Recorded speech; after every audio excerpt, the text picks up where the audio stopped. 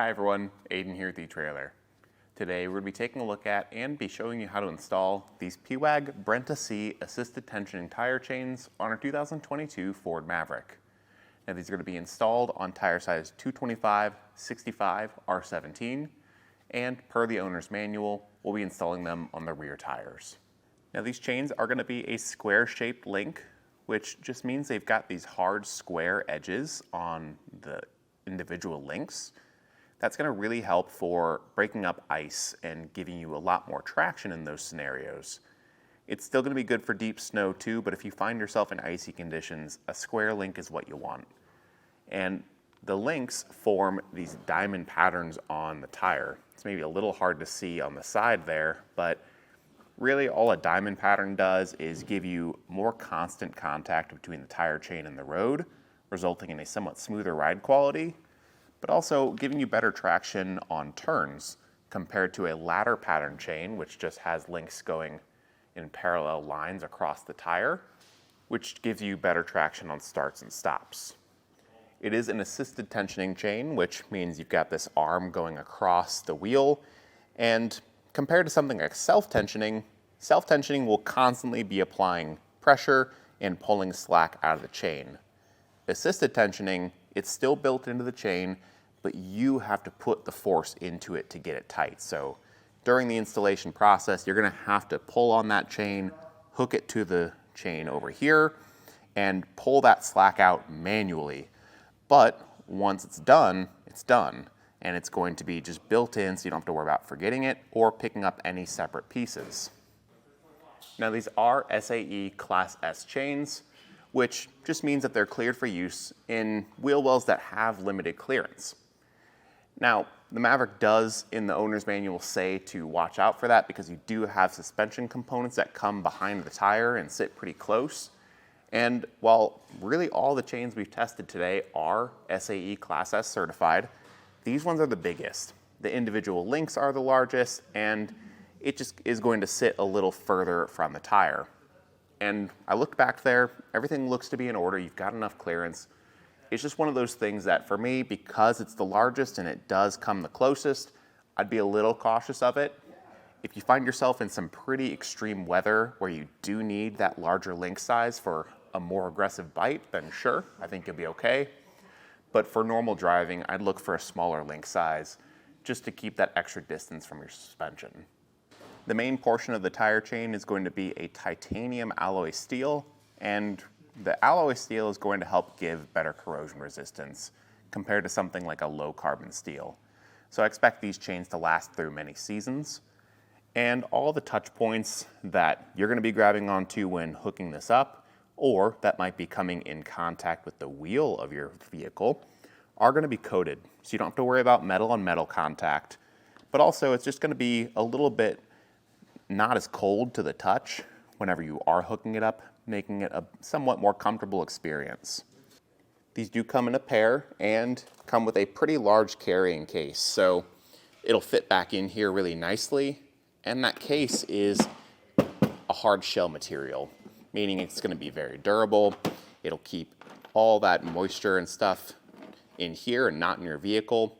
I would recommend drying the chains off before you put them in, but it's going to keep them contained. So you can much more easily keep this case inside the vehicle for that emergency situation than a loose canvas bag or just the chains freely sitting in the back. As far as the installation goes though, it's going to be pretty straightforward. This is very similar to a lot of the other Koenig chains that we've worked with, where you don't have to crawl underneath the vehicle or make connections behind the tire, so it simplifies the process quite a bit. But we'll walk you through that right now so you can see what it looks like. The first thing you want to do for your install is get the chain laid out and make sure that nothing's tangled. And then the other thing I like to check for is just proper orientation. So right in the middle of the chain, there's going to be an opening between the two halves. That's where the base of our tire will sit. And on these end links that connect to the coated cable, there's going to be a smoother side and a more hooked abrasive side. We want the smooth side right now facing up because once we connect this around the tire, that will be touching the sidewall of the tire. Then, when you're happy with it, you can feed it around behind the tire to the other side. I'm gonna take the side without the assisted tensioning arm and feed that back because there's just less material to get tangled up. And once it's pulled around, just make sure that nothing got tangled along the way. That's just gonna help your install later on. And once you're happy with how that's sitting, you can take that cable. There's gonna be one hooked end and one catch plate that'll hook together up inside the wheel well. So I'll just take that, bring it behind the tire, and make that connection right there. And before letting go, just keep your hands on the chain so it doesn't completely fall back, and make your second connection up top, which is this red hook and red links. I'm gonna start on that outer link for now. Depending on how this fits, you could go to any of these other ones to give a more snug fit, but we'll just start here for now. And around bottom is where our assisted tensioning arm will go. So for this, again, red link to red catch plate.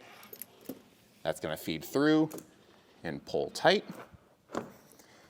Now depending on your fit, you might need to utilize this extra red hook here, pulling what slack out that we can, potentially feeding it through that, and pulling this across the tire to hook into a link over here.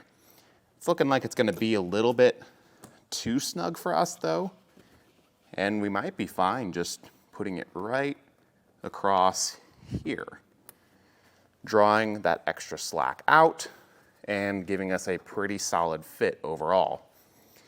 Now, depending on how this sits, I always recommend, after you install the other side, driving over it a few times and seeing what happens, because you might find that it settles into the tire and loosens up a bit, in which case, maybe on the top here, we do want to go to a tighter red link, or we do have the ability to feed this assisted tensioning arm through that hook and across over here. The fitment's gonna be a little different for every tire. That's why I recommend doing it in your driveway once or twice to get a feel for it and figure out which of these links will work best for you, that sort of thing. But after you've got both sides installed and you're happy with the fit, you're ready to hit the road. But that'll do it for a look at and installation of these pewag Brenta-C assisted tensioning tire chains on our 2022 Ford Maverick. Thanks for watching.